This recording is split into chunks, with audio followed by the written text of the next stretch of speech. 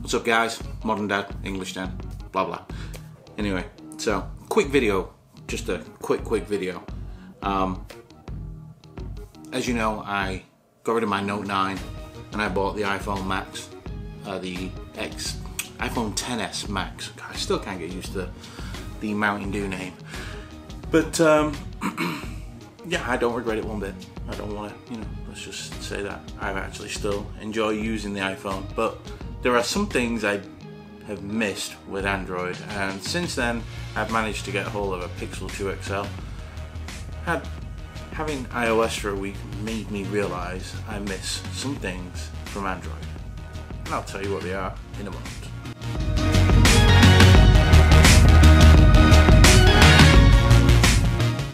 Alright, so this isn't a bash on Apple. This isn't a I hate my iPhone, because I don't hate my iPhone. I've got it right here. I love my iPhone.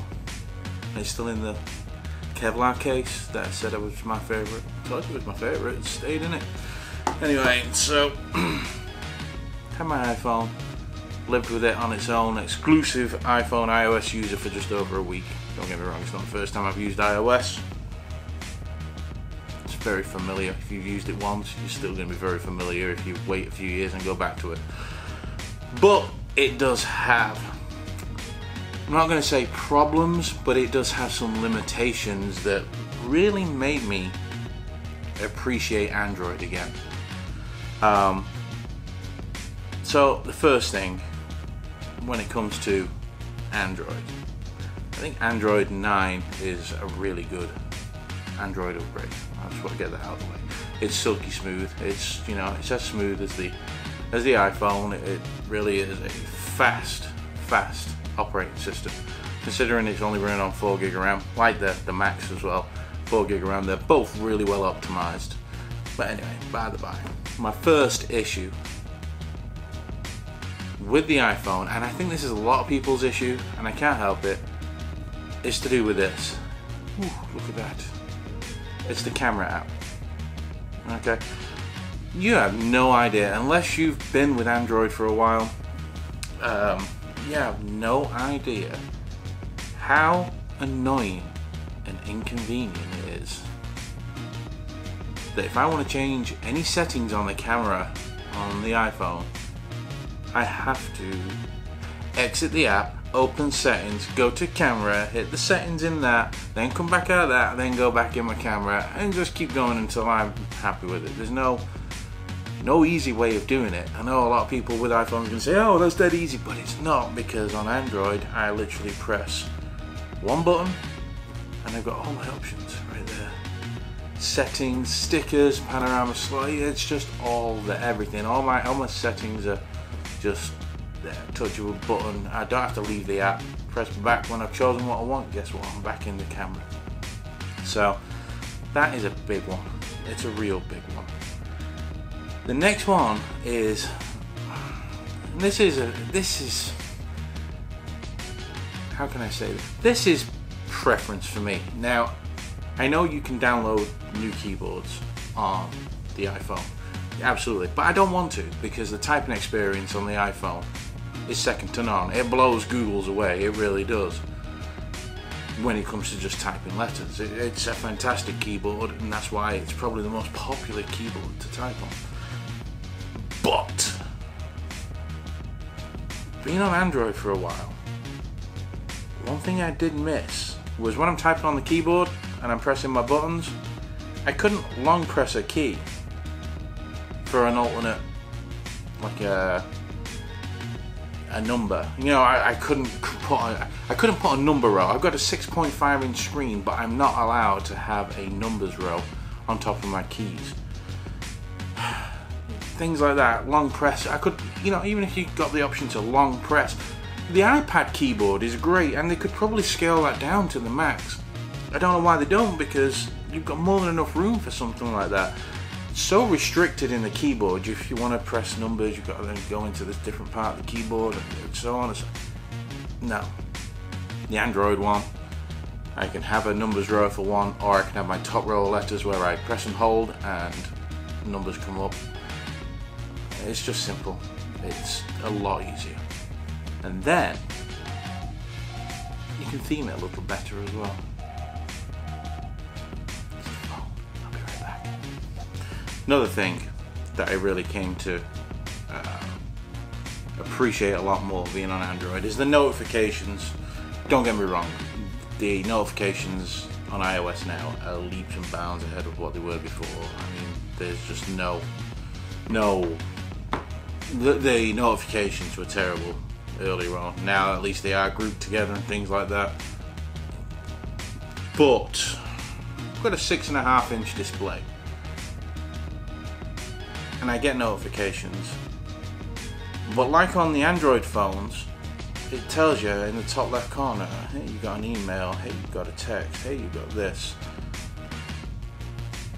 It doesn't tell me anything on the iPhone at all. It's like I have to pull down the left side, which is another thing that's annoying, which I'm going to get into in a minute.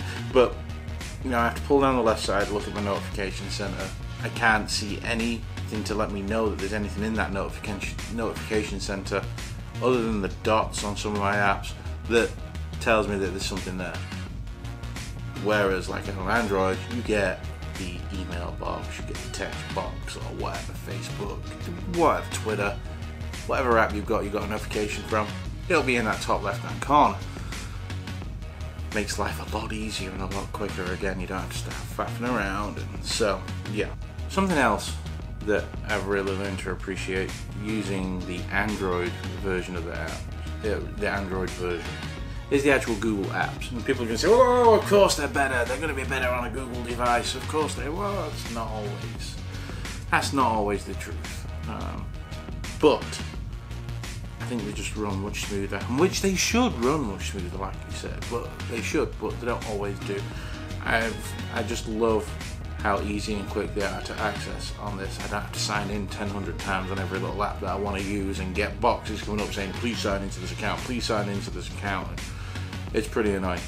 So yeah, I love the ease of Android. Something else I totally missed on Android when I didn't have it was even the slightest little bit of customization. I thought I'd be fine because I'd like a nice clean display, but I hate being forced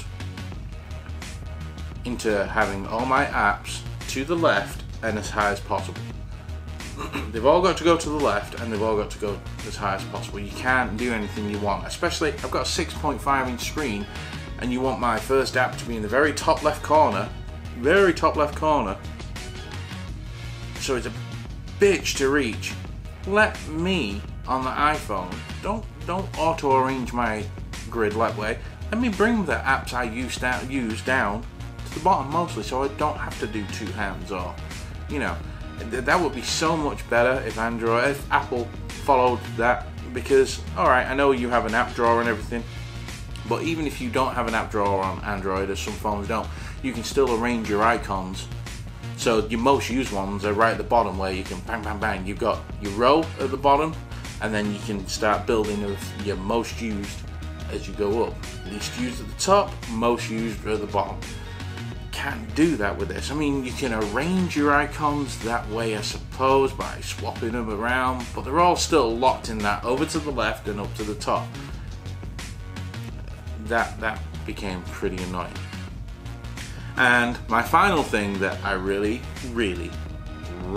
missed on Android, and it's so little and so small, but it's an equalizer when it comes to listening to music. I want to listen to music the way I want to listen to music. I don't need Apple to tell me, hey, here's a list of the ways you're going to listen to your music because this is the way we set it up. No. Let me just tell you, with an equalizer you can get so much better sound out of whatever you're listening to. And Apple needs to get on that. They need to give us an EQ, and it needs to be separate from the music app. That's another thing. Why do they build it into that music? I don't even use Apple Music. Don't care.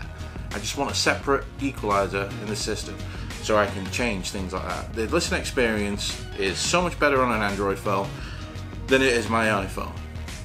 But yeah, so there you have it, guys. They're just a few things that, being away from Android, I've learned to appreciate a lot more because I missed them when they were taken away.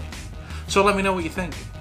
Do you like those things that I like, or do you not really care? Is it not a big issue? Are you a die-hard iPhone fan who thinks the stuff that I like to do on my Android phone is stupid and I should get over it?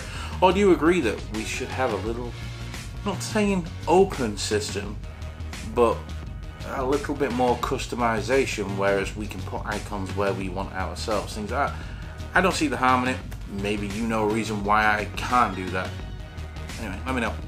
Comments below. Or catch me on Twitter at NNODRNDAD. Almost forgot it then. Also, really close to 1,000. Really, really close. I'm like a fish's pube away from 1,000. So if you can hit subscribe. I'm not going to tell you to hit the bell because I know it can be annoying getting emails saying, hey, the fat English guys just released a video. Yeah, whatever. But if you can subscribe, you'd be awesome. And yeah, like I say, come and talk to me. I love talking to people, whether it's a debate, ask Viper. If you've not seen Viper, go and see Viper. He's a funny guy. I'll link him down there as well. I've never linked him in one of my videos. We'll link him. If you go on Twitter, you'll see today me and him had a rather good hell no AirPods versus other wireless earbuds. I was for other wireless earbuds and he was for AirPods. You should read it, it's really good. Anyway, alright guys, thanks a lot. Catch you later. Peace.